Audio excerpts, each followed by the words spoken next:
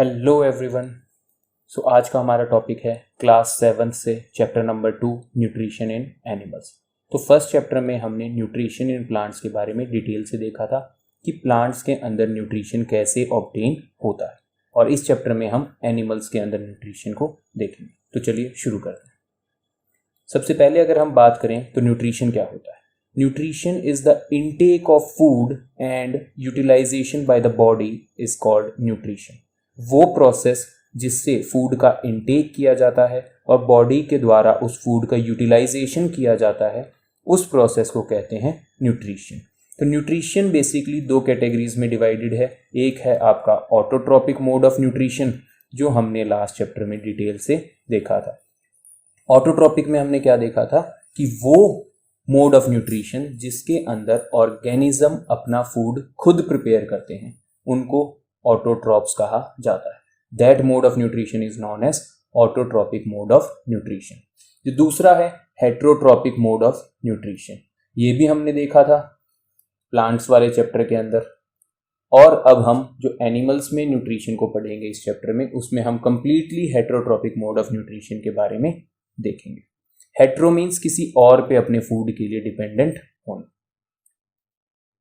Different ways of taking food, तो सभी organisms के अंदर अलग अलग तरीके से फूड का इंटेक किया जाता है। ईच स्पीसीज और type of organism has their own way of taking in food. For example जो बीज हैं, आपने देखी होंगी, जो मधुमक्खी होती है, हमिंग बर्ड होता है, ये सक करता है, चूसता है किसको? प्लांट के नेक्टर को। आपने फ्लावर के ऊपर बैठा हुआ देखा होगा बीज को, वो क्या करते हैं? नेक्टर को सक करते हैं। जो इन्फेंट होता है, छोटा बच्चा है ह्यूमन का या दूसरे एनिमल्स का, कौन से एनिमल्स का? वो एनिमल्स जो मैमल्स की कैटेगरी में आते हैं। आपने उनके बच्चों को देखा होगा, वो अपनी मदर के मिल्क के ऊपर फीड करते हैं। जो स्नेक है, जैसे कि पाइथन है, वो अपने फूड को निगल जाता है। Consume the animal upon which they prey, वो कंप्लीटली फूड को अपने अंदर निगल जाता है। एक्वेटिक एनिमल्स, एक्वेटिक मीन्स पानी में रहने वाले एनिमल्स, वो फिल्टर करते हैं स्मॉल फूड पार्टिकल्स को जो उनके आसपास पानी में फ्लोट कर रहे हों, और उन्हीं के ऊपर फीड करते हैं। तो हमने देखा कि कैसे डिफरेंट ऑर्गेनिज्म अपने फूड का इंटेक करते हैं। एक अमेजिंग फैक्ट है रिगार्डिंग स्टारफिश। जो स्टारफिश है feeds on animal covered with hard shells of calcium carbonate. जो आपने शेल देखे होंगे, शंख सीपी होते हैं, वो कैल्शियम कार्बोनेट के बने हुए होते हैं। और जो स्टारफिश है ये उन्हीं एनिमल्स के ऊपर फीड करती है जो उस हार्ड शेल को अपने चारों तरफ बना के रखते हैं। पहले तो स्टारफिश उस शेल को ओपन करती है, फिर अपने पेट को अपने माउथ से बाहर निकालती है, और उस सॉफ्ट एनिमल को जो उस शेल के अंदर प्रेजेंट है उसको खा जाती है। फिर खाने के बाद अपने स्टमक को दोबारा बॉडी के अंदर लेके जाती है, फिर उस फूड का डाइजेशन करती है। तो कुछ अलग ही प्रकार से अपने फूड का इंटेक करता है। डाइजेशन इन ह्यूमंस, हमें सबसे पहले ह्यूमंस के अंदर डाइजेशन को देखना है कि ह्यूमन कैसे अपने फूड का इंटेक करते हैं, उसको कैसे डाइजेस्ट करते हैं, और उसमें से जो न्यूट्रिएंट्स है उसको कैसे एब्जॉर्ब एंड यूटिलाइज करते हैं। तो जो डाइजेस्टिव ट्रैक है along with the associated glands together constitute the digestive system in humans। तो digestive system जो है ह्यूमन का, it is composed of two basic parts। one is your alimentary canal and second is your digestive glands। दो चीजों से मिलके आपका digestive system बना है। एलिमेंट्री कैनाल एक ऐसी कैनाल है जो आपके माउथ से स्टार्ट होके कहां तक जाती है? एनस तक जाती है। माउथ, जिसको आप बक्कल कैविटी भी कह सकते हैं, oesophagus, stomach, small intestine, large intestine, rectum, anus, ये सभी किसका पार्ट है? एलिमेंट्री कैनाल का पार्ट है। तो अब जो डाइजेस्टिव ग्लैंड्स हैं वो कौन से हैं? जैसे लीवर है, पेनक्रियाज है, गॉल ब्लैडर है, सलाइवरी ग्लैंड है। ये वो ग्लैंड्स हैं, वो ऑर्गन्स हैं जो कुछ ऐसे डाइजेस्टिव जूसेस सिक्रीट करते हैं जो फूड को डाइजेस्ट करने में हमारी मदद करते हैं। तो जो डाइजेस्टिव सिस्टम है वो इन दो चीजों को मिलाकर बनता है। This constitute the whole path along which the food moves through the body, starting from the mouth and ending at the anus. तो जो आपका एलिमेंट्री कैनाल है उसको डाइजेस्टिव ट्रैक भी आप कह सकते हैं, और ये किस किस चीज से मिलके बना है, जो यहाँ पर माउथ से लेके एनस तक जाती है। Digestive tract include oesophagus, mouth के बाद oesophagus, then stomach, then small intestine, then large intestine, after that there will be a rectum and anus. इसके बाद salivary gland, liver, pancreas are the major digestive glands, जो digestive juices secrete करते हैं for the digestion of your food. ये है हमारे digestive system का complete diagram. यहां पर जो आपका माउथ है that is oral cavity, buccal cavity, और आप इसको माउथ भी कह सकते हैं। अब इसके अंदर आपकी कई सारी चीजें होती हैं, टीथ है, टंग है, सलाइवरी ग्लैंड है, इनको हम थोड़ा डिटेल में समझेंगे। इसके बाद आता है ईसोफेगस। ईसोफेगस को फूड पाइप भी कहा जाता है। क्या कहा जाता है ईसोफेगस को? फूड पाइप भी कहा जाता है। ये आपके माउथ को आपके स्टमक से कनेक्ट करने का काम करता है। So oesophagus connect your mouth to your stomach. Stomach एक बैग लाइक स्ट्रक्चर है जिसके अंदर आके फूड स्टोर होता है। स्टमक किससे कनेक्टेड है? इसके बाद स्मॉल इंटेस्टाइन से। नाम ही इसका स्मॉल है, otherwise it is the largest part of our alimentary canal. इसके बाद जो स्मॉल इंटेस्टाइन है वो किस में कनेक्ट करती है? लार्ज इंटेस्टाइन में कनेक्ट करती है। फिर आपका रेक्टम आता है एंड देन लास्ट में आपका एनस। तो जो ये पार्ट्स अभी बताए हैं ये सब देखो आपस में कनेक्टेड हैं और एक ही सीक्वेंस में कनेक्टेड हैं। इसको कहते हैं एलिमेंट्री कैनाल। इसके अलावा भी आपको कुछ पार्ट्स दिखाई दे रहे होंगे यहाँ पर। This is your liver, this is your gall bladder. यहाँ पर पीछे की तरफ भी एक ऑर्गन है जिसको पेनक्रियाज कहते हैं। तो ये हैं आपके डाइजेस्टिव ग्लैंड, और एलिमेंट्री कैनाल और डाइजेस्टिव ग्लैंड मिलके क्या बनाते हैं? आपका डाइजेस्टिव सिस्टम बनाते हैं।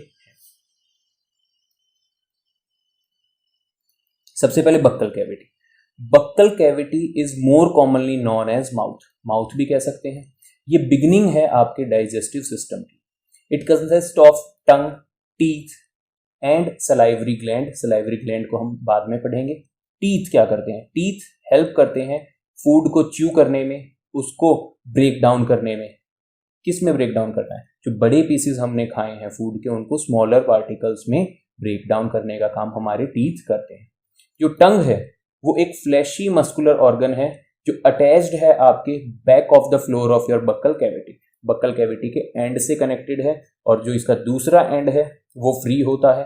टंग आपको मदद करती है बोलने में, टेस्ट करने में, और साथ में आपका जो सलाइवा है उसको फूड के साथ मिक्स करने में कौन मदद करती है? टंग मदद करती है। सलाइवा हमारे माउथ में सिक्रीट होता है सलाइवरी ग्लैंड के द्वारा। ये आपके फूड को डाइजेस्ट करने में मदद करता है, ब्रेक डाउन करने में मदद करता है। सलाइवा सलाइवरी ग्लैंड के द्वारा सिक्रीट होता है। अब चलिए हम इन सबको डिटेल में समझ लेते हैं।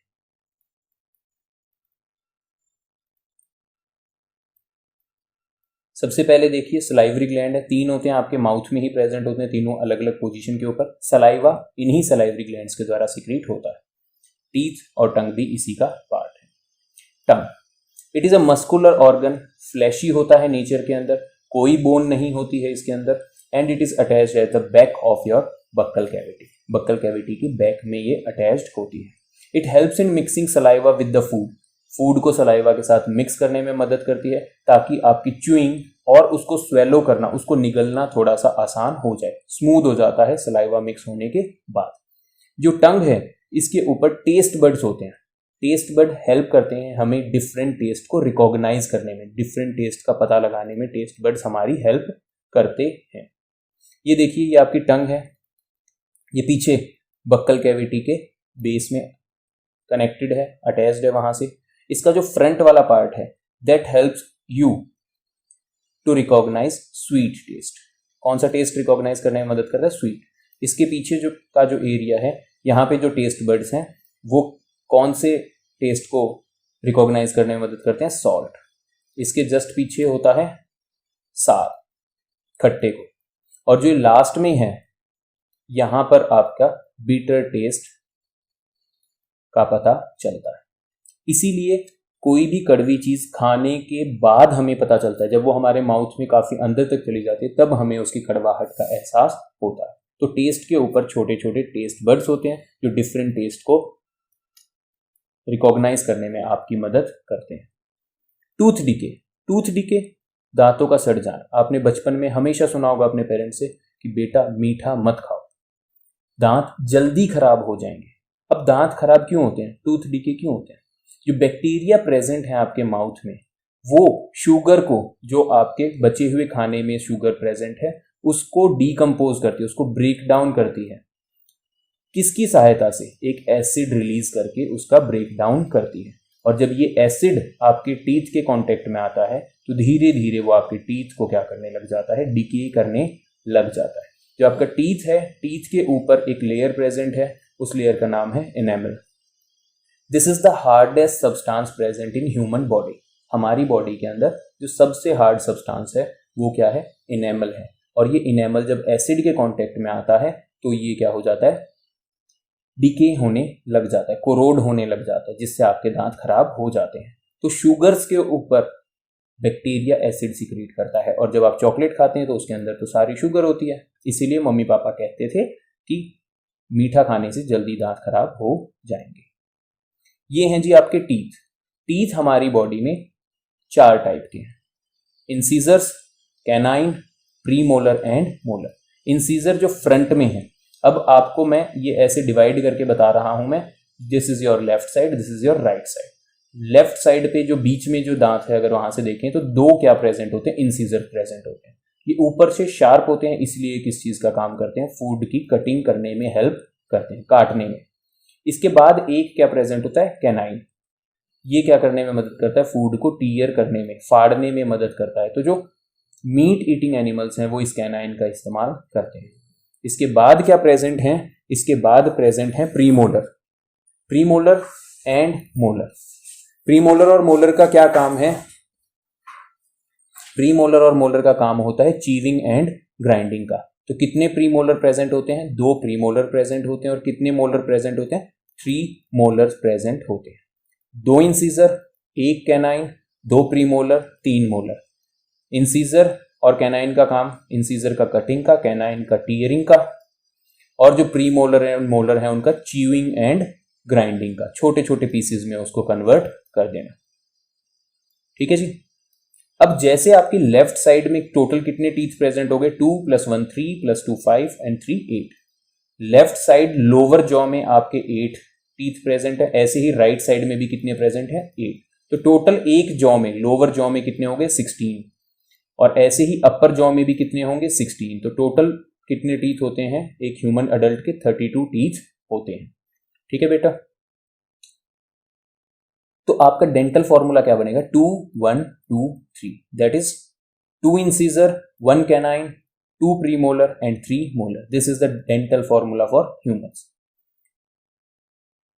एक और चीज है, यहां पे हमारे 2 पेयर आते हैं टीथ के, 2 sets of teeth appear in our life time.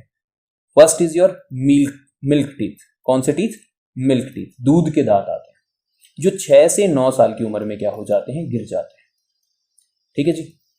अब ये मिल्क टीथ कितने होते हैं? अराउंड 20 के करीब आते हैं, जो धीरे धीरे गिर जाते हैं। इनके स्थान पे कौन से टीथ आएंगे? फिर परमानेंट टीथ आएंगे, जो लाइफ टाइम आपके साथ रहेंगे। अगर उनमें से कोई दांत टूटता है उसके बाद वो दोबारा नहीं आता है ह्यूमंस के अंदर।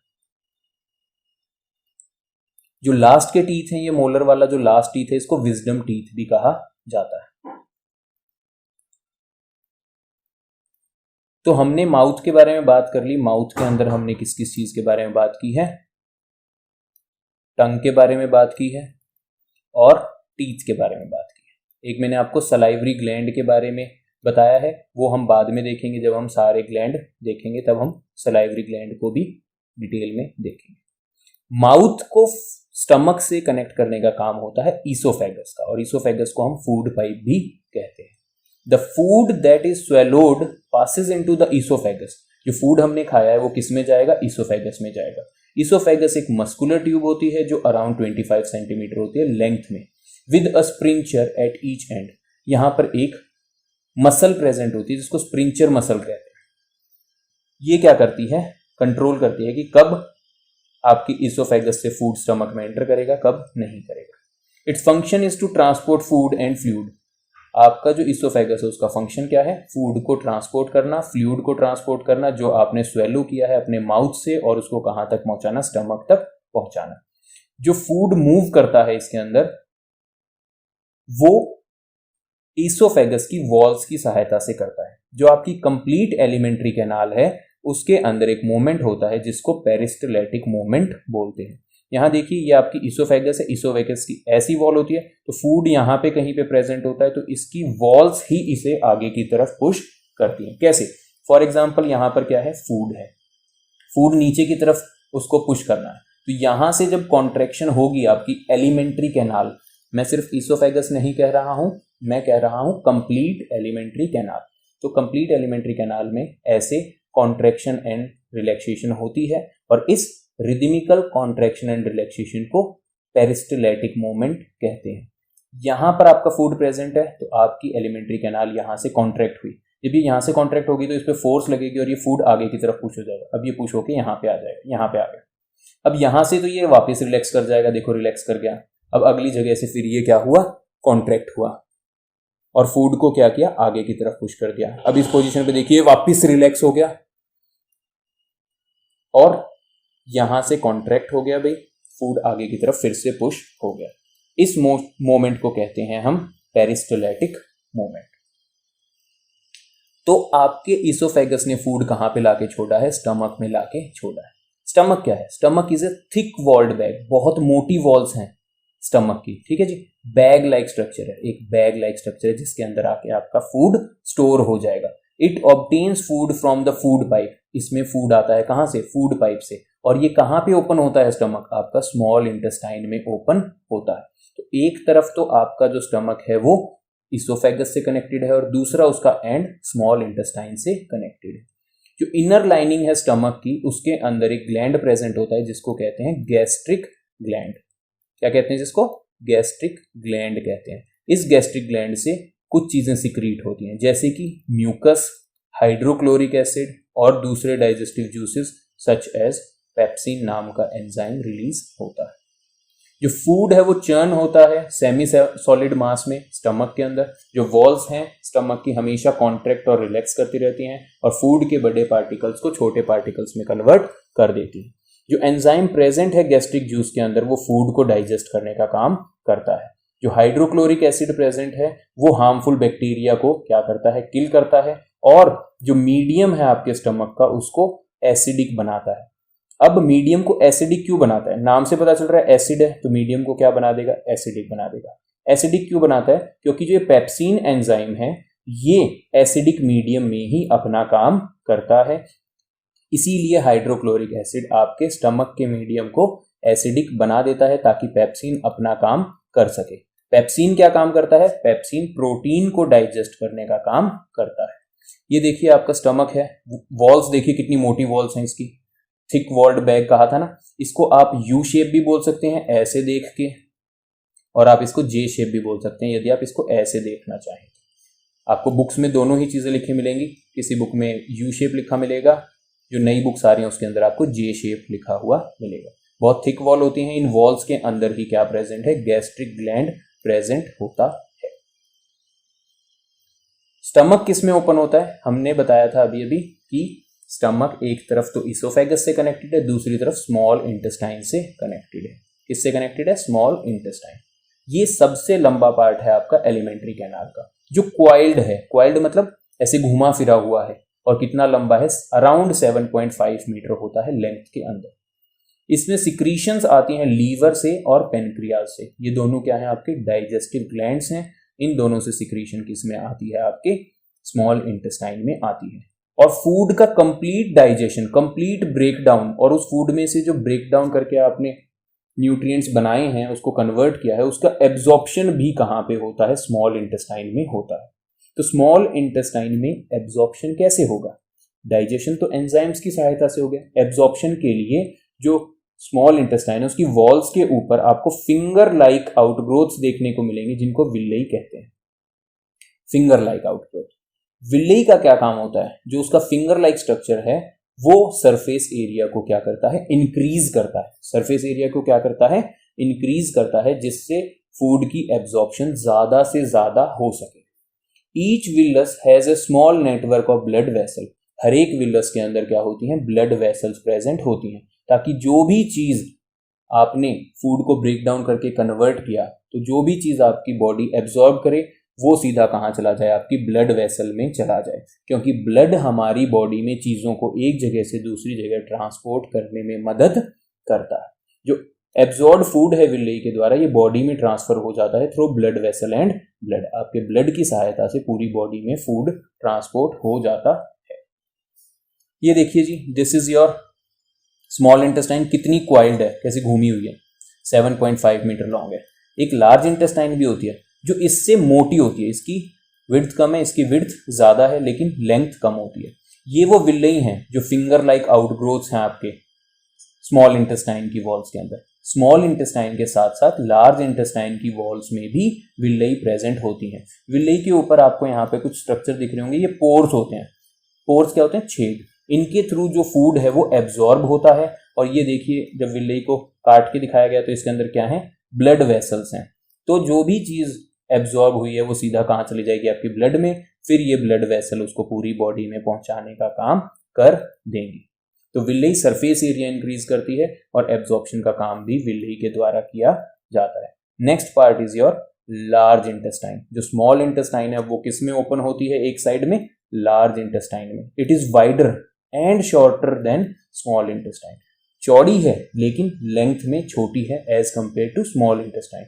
इसकी लेंथ अराउंड 1.5 मीटर होती है। इसके अंदर भी एब्जॉर्प्शन होती है, लेकिन किसी न्यूट्रिएंट की नहीं, सिर्फ वाटर और सॉल्ट की। जो अनडाइजेस्टेड फूड आया, आपकी स्मॉल इंटेस्टाइन ने जितने फूड को डाइजेस्ट करना था कर लिया, उसमें से जितने न्यूट्रिएंट्स एब्जॉर्ब करने से कर लिए। अब जो अनडाइजेस्टेड फूड है वो कहाँ आया, लार्ज इंटेस्टाइन में आया। यहां पर उस फूड में से, अनडाइजेस्टेड फूड में से वाटर और सॉल्ट को एब्जॉर्ब कर लिया जाता है। किसकी सहायता से, विलेई की सहायता से। रिमेनिंग वेस्ट मैटर, अब वाटर और सॉल्ट भी निकाल लिया, अब जो अनडाइजेस्टेड फूड बच गया वो आपकी बॉडी के लिए वेस्ट है। तो जो रिमेनिंग वेस्ट मैटर है वो वहां से कहाँ चला जाता है, रेक्टम में चला जाता है और रेक्टम में जाके स्टोर हो जाता है। जब भी हमारा वो रेक्टम कंप्लीटली फिल हो जाता है तो हम उस फीकल मैटर को हमारी बॉडी में एनस के थ्रू क्या कर देते हैं, रिमूव कर देते हैं। क्या कर देते हैं, रिमूव कर देते हैं। किसकी सहायता से, एनस की सहायता से। देखिए जी, ये आपकी लार्ज इंटेस्टाइन है, दिख रही होगी। यहां पर क्या है, आपका रेक्टम, यहां पर आपका अनडाइजेस्टेड फूड क्या रहता है, स्टोर रहता है, और इस एनल के थ्रू बॉडी से निकाल दिया जाता है। ठीक है जी। Anus, anus is the opening at the end of the human digestive tract. हमारे एलिमेंट्री कैनाल, हमारे डाइजेस्टिव ट्रैक का लास्ट पार्ट है एनस, और एनस के थ्रू वेस्ट को बॉडी से बाहर निकाल दिया जाता है और इस प्रोसेस को कहते हैं इजेशन। क्या कहते हैं इस प्रोसेस को, इजेशन कहा जाता है। The process of removing waste from the body is known as egestion. Undigested food का जो रिमूवल है वो इजेशन कहलाता है। तो सलाइवा और सलाइवरी ग्लैंड, हमने पढ़ा कि हमारे माउथ में, बक्कल कैविटी में क्या प्रेजेंट है, सलाइवरी ग्लैंड प्रेजेंट है, जो क्या सिक्रीट करता है, सलाइवा सिक्रीट करता है। तो आपके माउथ के अंदर 3 पेयर्स होते हैं सलाइवरी ग्लैंड के, जो सलाइवा सिक्रीट करते हैं। Saliva has mucus and salivary amylase. This is the enzyme which is present in your saliva, amylase enzyme. ये अमाइलेज क्या करता है, स्टार्च को शुगर में कन्वर्ट करने का काम करता है। किसको किस में कन्वर्ट करता है, स्टार्च को शुगर में कन्वर्ट करने का काम करता है। Mucus help in the easy passage of food through the food pipe. और जो म्यूकस है वो फूड को स्मूथ कर देता है, उसके साथ मिक्स हो जाता है, तो फूड का पासेज आसान हो जाता है। और अमाइलेज का क्या काम है, ये वो एंजाइम है जो स्टार्च को किस में कन्वर्ट करता है, शुगर में कन्वर्ट करता है। इसके बाद गॉल ब्लैडर, जो लीवर है आपका, लीवर सिक्रीट करता है बाइल जूस, और वो बाइल जूस किसके अंदर स्टोर होता है, गॉल ब्लैडर के अंदर स्टोर होता है। Gall bladder is a small pear shaped organ present under the liver, liver के नीचे प्रेजेंट होता है, on the right side of your body. आपका जो एब्डोमेन है उसमें राइट साइड में, स्टमक से थोड़ा सा अपोजिट साइड में लीवर प्रेजेंट होता है। It stores bile juice secreted by the liver. Liver के द्वारा जो बाइल जूस सिक्रीट होता है उसको कौन स्टोर करता है, गॉल ब्लैडर स्टोर करता है। बाइल जो जूस सिक्रीट हुआ है लीवर के द्वारा वो क्या करता है, उसका काम है आपके फूड में जो फैट्स होते हैं, कंपोनेंट्स ऑफ फूड याद है आपको, carbohydrate, protein, vitamin, mineral, fat, तो ये उनमें से फैट को डाइजेस्ट करने का काम करता है। तो bile helps in the digestion of fats. This is your liver, यहाँ पे आपको अपना लीवर दिखाई दे रहा होगा, this is your gall bladder, और यहाँ पर इस स्टमक के पीछे की तरफ यहाँ पर जो आपको दिख रहा है, दिस इज योर पेनक्रियास। आगे जो इमेज आएगी उसके अंदर पेनक्रियास आपको क्लियरली दिखाई देगा। पेनक्रियास क्या है? ये एक लॉन्ग फ्लैट ग्लैंड है जो आपके स्टमक के पीछे प्रेजेंट होता है। ये एक मेजर डाइजेस्टिव ग्लैंड है ना, और मिक्स नेचर में है, endocrine as well as exocrine. ये एंडोक्राइन ग्लैंड और एक्सोक्राइन ग्लैंड अलग अलग होते हैं, लेकिन पेनक्रियास एक ऐसा ग्लैंड है जो दोनों ही endocrine as well as exocrine gland के तरीके से बिहेव करता है। कैसे बिहेव करता है? एंडोक्राइन ग्लैंड के तरीके से कैसे बिहेव करता है? ये दो हार्मोन सिक्रीट करता है, जैसे कि इंसुलिन और ग्लूकागॉन। ये मेंटेन करते हैं हमारे ब्लड के अंदर शुगर लेवल को। आपने सुना होगा कईयों को डायबिटीज हो जाती है, वो इंसुलिन अच्छे से प्रोड्यूस नहीं होता तो उनको डायबिटीज हो जाती है, और उनको रिलीफ दिलाने के लिए इंसुलिन के इंजेक्शंस लगाए जाते हैं। तो आपका जो पेनक्रियास है वो इंसुलिन सिक्रीट करता है। एक्सोक्राइन ग्लैंड के तरीके से कैसे बिहेव करेगा? एक्सोक्राइन ग्लैंड एंजाइम सिक्रीट करते हैं, जैसे ये पेनक्रियाटिक जूस सिक्रीट कर रहा है, जो क्या है, बहुत सारे डाइजेस्टिव जूसेस का मिक्सचर है जिसके अंदर बहुत सारे डाइजेस्टिव एंजाइम प्रेजेंट है। जो पेनक्रियास जो डाइजेस्टिव एंजाइम सिक्रीट करता है उसके अंदर आते हैं आपके ट्रिप्सिन, लाइपेज एंड अमाइलेज। कौन कौन से आते हैं? Trypsin, lipase and amylase. जो ट्रिप्सिन है ये प्रोटीन को डाइजेस्ट करने में मदद करता है।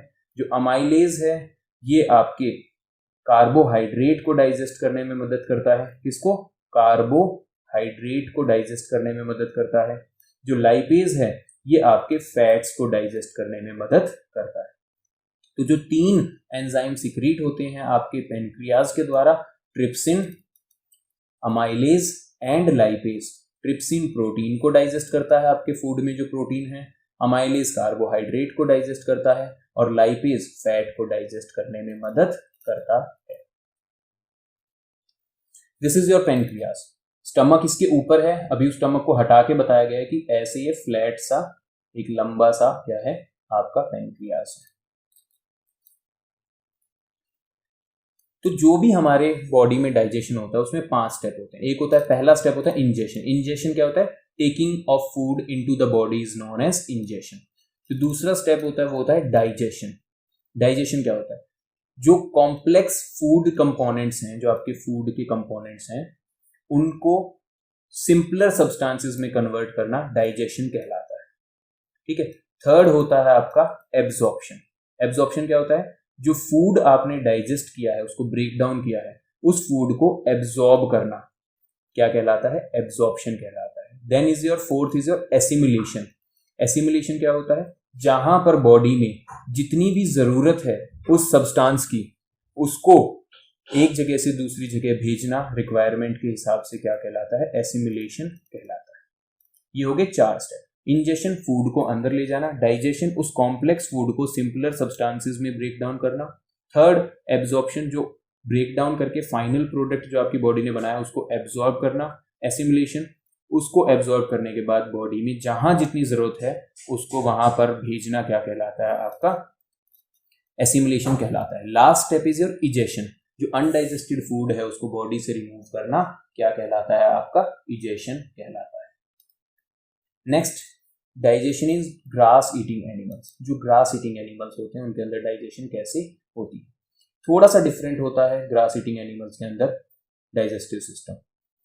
क्यों अलग होता है? क्योंकि ग्रास के अंदर होता है सेलुलोज। सेलुलोज भी क्या है? एक टाइप ऑफ कार्बोहाइड्रेट है, लेकिन इस सेलुलोज को डाइजेस्ट करना थोड़ा सा क्या होता है? डिफिकल्ट होता है, क्योंकि इसके लिए हमको सेलुलोज डाइजेस्टिंग एंजाइम्स की जरूरत होती है। सेलुलोज डाइजेस्टिंग एंजाइम्स की जरूरत होती है, जो ह्यूमंस और बहुत सारे दूसरे एनिमल्स में प्रेजेंट नहीं होते हैं। इसीलिए हम ग्रास को कभी नहीं खाते हैं, क्योंकि हम खाना किसके लिए खाते हैं? एनर्जी के लिए। पर यदि हमारी बॉडी में सेलुलोज डाइजेस्ट ही नहीं होगा, हमें एनर्जी ही नहीं मिलेगी, तो ग्रास को खा के क्या फायदा? लेकिन वो एनिमल्स जो ग्रास खाते हैं उनके अंदर इस सेलुलोज को डाइजेस्ट करने वाला एंजाइम्स प्रेजेंट होते हैं जिनको सेलुलोज डाइजेस्टिंग एंजाइम कहा जाता है। आपने देखा होगा आमतौर पर ये एनिमल्स बहुत जल्दी जल्दी खाना खा जाते हैं जो उनको मिला है, और उसके बाद बैठ के उसको धीरे धीरे क्या करते हैं, च्यू करते हैं। These animals are chewing continuously even they are not eating. जब वो खा नहीं रहे हैं तब भी वो च्यू कर रहे होते हैं। हकीकत में वो पहले स्वेलो कर जाते हैं, निगल जाते हैं बहुत जल्दी जल्दी खाने को, और उसको एक चैम्बर में स्टोर करते हैं जिसको र्यूमन कहते हैं। स्टमक का एक पार्ट है जिसको र्यूमन कहा जाता है। तो वो ग्रास जो जल्दी जल्दी उन्होंने खाई है वो र्यूमन के अंदर स्टोर हो जाती है। फिर वो उस र्यूमन के अंदर कुछ डाइजेस्टिव जूसेस सिक्रीट करते हैं, तो ये थोड़ा सा खाना क्या हो जाता है, डाइजेस्ट हो जाता है। अब ये पार्शियली थोड़ा बहुत डाइजेस्टेड, पार्शियली का मतलब होता है थोड़ा बहुत। अब जो ये पार्शियली डाइजेस्टेड फूड है इसको कड कहा जाता है। बाद में जो ये कर्ड है ये माउथ में वापस आता है, फिर एनिमल उसको आराम से बैठ के धीरे धीरे चबाने का काम करता है, च्यू करता है उसको। आप लोगों ने देखा भी होगा जो बफेलोज होती हैं, काउज होती हैं, बाद में उसको चबा रही होती है। तो जो ये फिनोमिना है इसको कहते हैं र्यूमिनेशन। फूड को जल्दी से अंदर ले जाना, अपने र्यूमन में स्टोर करना, इस र्यूमन से वर्ड आ रहा है ये र्यूमिनेशन। र्यूमन में स्टोर करना, वापस उस कर्ड को बाहर लेके आना और उसको च्यू करना र्यूमिनेशन कहलाता है। और जो एनिमल र्यूमिनेशन शो करते हैं उनको र्यूमिनेंट्स कहा जाता है। कहां से आ रहा है word र्यूमन, a part of stomach. They also have very long small intestine. हमारी स्मॉल इंटेस्टाइन भी लंबी है, लेकिन जो ग्रास ईटिंग एनिमल्स है उनकी स्मॉल इंटेस्टाइन और भी ज्यादा लंबी है, क्योंकि उसमें फिर सेलुलोज का डाइजेशन होने में टाइम लगता है, तो इसीलिए स्मॉल इंटेस्टाइन उनकी लंबी होती है। And cellulose is a type of carbohydrate. ये आपका दिखाई दे रहा होगा एनिमल है, ग्रास ईटिंग एनिमल है। यहाँ पर आपको उसका र्यूमन दिख जाएगा। इस र्यूमन के अंदर क्या करता है, वो अपने फूड को स्टोर कर लेता है, और फूड को स्टोर करने के बाद वापस क्या करता है, अपनी माउथ में लेके आता है, फिर च्यू करता है और फिर वापस इसको लेके जाता है। और इसकी इंटेस्टाइन की लेंथ भी काफी ज्यादा लंबी होती है।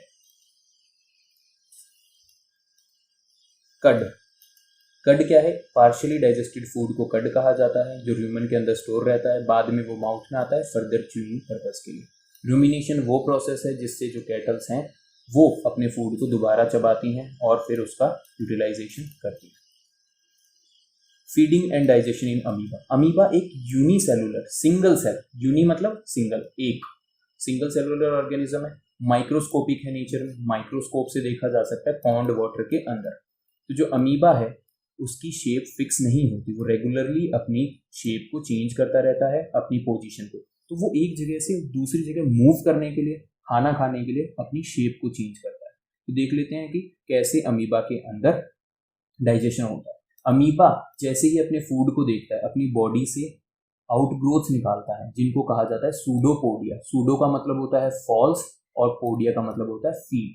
झूठे हाथ निकालता है और फिर उस फूड को इनगल्फ कर लेता है, अंदर ले जाता है। And the process by which amoeba take it food is known as phagocytosis. उस प्रोसेस को फैगोसाइटोसिस कहते हैं, जिसके जरिए अमीबा अपने फूड को अपनी बॉडी के अंदर लेके जाता है।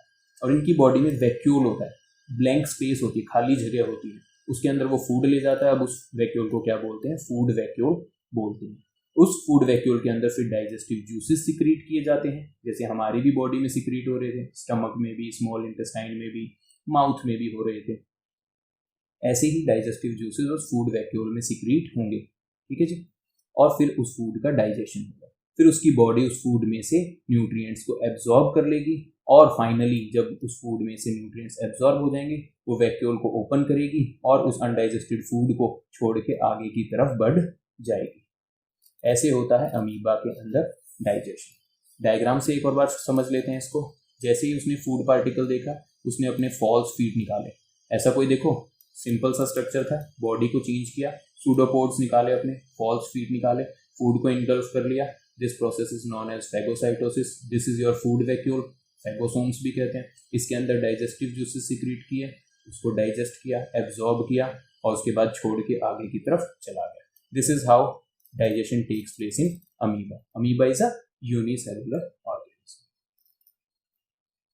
सो यही था हमारा न्यूट्रिशन इन एनिमल्स के अंदर। This was it. Thank you very much.